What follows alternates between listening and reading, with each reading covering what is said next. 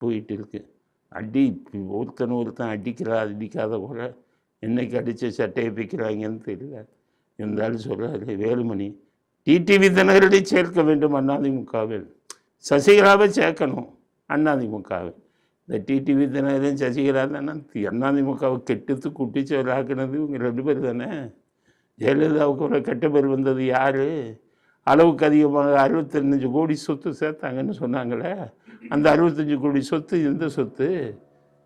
ஜெயலலிதாவுக்கு பேரில் அவங்க சம்பாதிச்ச சொத்தா? கொடநாடுனாங்க, யார் பேரில் இருக்குது போய் பாருங்கள். வாங்கின சொத்து பூரா இவங்க 2 பேர் பேரில் தான். வேலுமணி சொல்கிறாரு இவங்களை கொண்டாந்து அதிமுக சேருங்கன்னு. ஆனால் அந்த பக்கம் எடப்பாடின்னு சொன்னேன். ஏன்னா எடப்பாடி ஈக்குவலி டேஞ்சர். ஆனால் எடப்பாடி தான் வந்து திமுகவுடைய கூட்டணி வைங்கடான்ட்டார். அதனால் எடப்பாடியும் அப்படி தான். எடப்பாடி பொதுச் செயலாளராக வரும்போது 135 எம்எல்ஏ 40 எம்பி இருந்தது அப்படின்னு வேலுமணி சொல்கிறார். நத்தம் விஸ்வநாதன் இப்போ ஒன்றுமே இல்லை, இருக்கிற 40 பேரும் பிச்சுட்டு போயிட்டு இருக்கான் அப்படிங்கிறது. அது மாதிரி இப்போ போகிற போக்க பார்த்தா கூடிய விரைவில் எடப்பாடி அடித்து தொலைத்துருவாங்கன்னு நினைக்கிறேன் அதிமுகவில். அப்போ எந்த கட்சியும் நிரந்தரமாக இல்லை. பாஜகனா அதுபடி. ஆக இப்போ விஜய் ஒரு ஆள் தான் செஞ்சுக்கிட்டு இருக்கார். நல்லது செய்கிறதுனால நம்மளும் விட்டுக்கிட்டு இருக்கோம். விஜய் நல்லது செய்கிறார், அவர்களும் சப்போர்ட் பண்ணும். அந்த நல்லது செஞ்சவங்க திருப்பரங்குன்றத்தில் கோட்டை விட்டாங்க. திருப்பரங்குன்றத்தில் இந்த கார்த்திகை தீபம் ஏற்றணுன்னாங்க. அவன் என்ன சொல்லிட்டான், மதுரை உயர் நீதிமன்ற கிளை உயர் நீதிமன்றம் கார்த்திகை தீபம் திருப்பரங்குன்றத்தில் ஏற்றணும், ரெக்கார்ட்ஸ் இருக்குது, அது முருகருக்கு சொந்தம், அந்த கோயிலுக்கு தான் சொந்தம், அங்கே போய் நீ வந்துக்கிட்டு தலையிடாதுன்ட்டாங்க. இதை எதிர்த்து இவங்க உச்ச நீதிமன்றம் போட்டாங்க. அதுவே தப்பு. சரி, எல்லாருக்கும் மைனாரிட்டியில் சில பேருக்காக திருப்திப்படுத்துவதற்காக போட்டு இந்த அப்பீல் முடிகிற வர ஸ்டே கொடுங்க, தீபம் ஏற்றக்கூடாதுன்னு கொடுங்கன்னாங்க. அவன் முடியாதுன்ட்டான் உச்ச நீதிமன்றம். அவன் 1 கோடி வக்கீலோட போனீங்கன்னா தான். இவங்க போனால் 10 லட்சம் 15 லட்சம் வக்கீலை பிடிச்சிட்டு போனால் அவன் எப்படி ஸ்டே கொடுப்பான்? ஸ்டே கொடுக்க மாட்டேன்ட்டான்.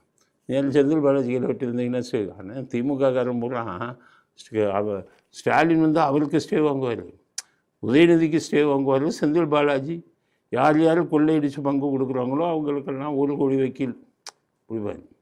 அதே இது காவிரிக்கு போய் ஸ்டே வாங்கினா வாங்க மாட்டார்.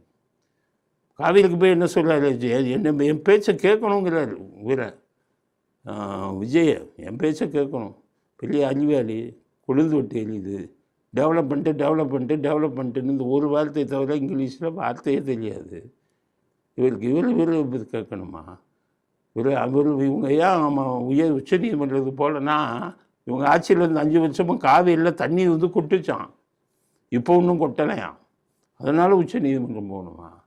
இப்போ இது பண்ணி அவன் தான் 10,000 கடை தண்ணீர் திறந்து விட்டுட்டானே அப்படின்னா, இல்லை அது கேஸு போடணும். எதுக்கு போடணும்? அதான் திறந்து விட்டானேயா அப்படின்னு கேஸை போட்டார். இன்றைக்கி கேஸு வந்து வாதத்துக்கு வந்து உச்ச நீதிமன்றத்தில். அதனால் அங்கே வந்து என்ன சொல்லியிருக்காங்க, காவேரி நதிநீர் ஆணையம் வந்து இது வறட்சி காலத்தில் எவ்வளவு, மற்ற நேரத்தில் எவ்வளவுங்கிறத இவங்க கரெக்டாக கொடுக்க மாட்டேங்கிறாங்க அப்படின்னு சொல்லி கேசப்பட்டாங்க. இவங்களை பூரா அனைத்து கட்சி தலைவர்கள்லாம் கூட்டிகிட்டு போய், அறிவாளிகள் இருக்கான் அனைத்து கட்சி தலைவர்கள், அவ்வளோ முட்டாப்பேலுங்க, உங்களை கூட்டிகிட்டு போய் ஒப்பீனியன் கேட்கணுமா? உள்ளதையும் கெடுத்து விட்டுருவாங்க அத்தனை பேரும். இங்கே இருந்துட்டு டிகேஸும் வாழ்க்கை தண்ணி திறந்து விடாதுன்னு ப்ரெஷர் கொடுக்குறான் திமுகக்காரன், ஸ்டாலின் உட்பட அத்தனை பேரும். அதனால் பெரிய நாட்டுப்பற்று இருக்கிற மாதிரி இவர்கள்ட்ட ஆலோசனை கேட்கணும். ஆலோசனை கேட்டால் உருப்படாது. விஜய் இப்போ செய்வது தான் கரெக்டு அப்படிங்கிறது தான் நமது அடுத்த கட்ட கருத்து. இப்போ பிரசாந்த் கிஷோர் பீகாரில் இடைத்தேர்தல் நடந்தது. பீகாரில் இடைத்தேர்தல் ஆளுங்கட்சியாக இருக்கிறது பாஜக, அந்த நிதிஷ்குமாரோட கட்சி, அவங்க கூட்டணி சேர்ந்து ஆளுங்கட்சியாக இருந்தாங்க. போனதில் இப்போ அவர் போய் தோற்று போயிட்டார் பிரசாந்த் கிஷோர், ரொம்ப கேவலமாக தோற்றார். இப்போ ஒரு இடைத்தேர்தல் நடந்தது, அது பிரசாந்த் கிஷோர் போய் நின்னா வேலை என்னன்னா அவரே போய் நின்று பணம் தள்ளி விட்டார்.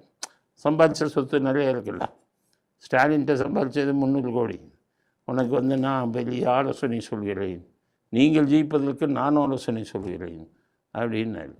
அவராச்சும் ஸ்டாலினாச்சும் பார்லிமெண்ட்டு தேர்தலில் 40க்கு 40 ஜெயிச்சார். உடனே சட்டசபை தேர்தலில் பிரசாந்த் கிஷோரை கூட்டிகிட்டு வந்தார். 300 கோடி என்னாச்சு, 126 சீட்டு, 75 சீட்டு அவங்க ஜெயிச்சுட்டாங்க. ஆக ஒன்றும் இல்லாமல் போச்சு.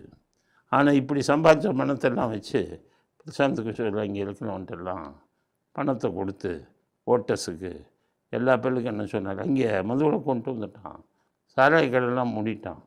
நம்ம குடிமகன்கள்லாம் எப்படா குடியரசு விடுவான்னு ரொம்ப காத்துக்கிட்டு இருக்காங்க. அவங்ககிட்ட பூரா போய் நான் வந்தால் குடியரசு விடுறேன், நான் வந்தால் சாராயம் காய்ச்ச விடுறேன் அப்படின்னு சொன்ன உடனே நிறைய பேர் பார்த்தான். சரி வந்தால் திறந்து விடுறேங்கிறாருப்பா, மறுபடியும் டாஸ்மாகெல்லாம் வரட்டுமே அப்படின்னு ஓட்டப்பட்டான். ஓட்டப்பட்டால் இவங்க பார்க்குறாங்க பாரதிய ஜனதா அந்த ஆள் 20,000 ஓட்டை ஜெயிச்சிட்டான். எப்படா அந்த ஆள் ஜெயிச்சான்னு பார்த்தாங்க, ஒன்றுமே புரியல. கடைசி இவ்வளோ பெரிய இதுலேயும் பிரசாந்த் கிஷோர் இடைத்தேர்தலில் ஜெயித்து விட்டார் அப்படிங்கிறது ஒரு கவலையான செய்தி. ஆனால் அதுக்காக பீகார் பூரா நின்று ஜெயித்திட முடியும் ஒரு கட்சி அப்படின்னு எதிர்பார்க்க முடியாது. 3 சீட்டு 4 சீட்டு ஜெயிக்கலாம். இடைத்தேர்தல் வேறு, ஒரிஜினல் தேர்தல் வேறு. இந்த சுப்ரீம் கோர்ட்டு நீதிபதி என்ன சொல்லியிருக்காரு, கருப்பாம்பூச்சி கட்சி வச்சுருக்காங்க பாருங்க, மேலே உள்ள வழக்கெல்லாம் எடுத்தாங்கன்னா முடியாதுன்ட்டு அவர் சொல்லிட்டார். ரத்து யாருக்குன்னா சமூக விரோதிகளும் உள்ளே வந்திருக்கிறார்கள், அவர்கள் மீதும் அரசாங்கம் வழக்கு போட்டிருக்கிறது, உங்கள் மீதும் அரசாங்கம் வழக்கு போட்டிருக்கிறது. உங்கள் மேலே உள்ள வழக்கு எடுக்க சொல்லுங்கள். சமூக விரோதிகள் மேலே வெளிநாட்டுக்காரன் உள்ளே வந்திருக்கான், எல்லார் மேலேயும் நாட்டு பிரிவினைவாதிகள் உள்ளே வந்திருக்கான், அவன் மேலே போட்ட வழக்கெல்லாம் முடியாதுடான்ட்டார். அரசியல்வாதிகள் பிஜேபி எங்கே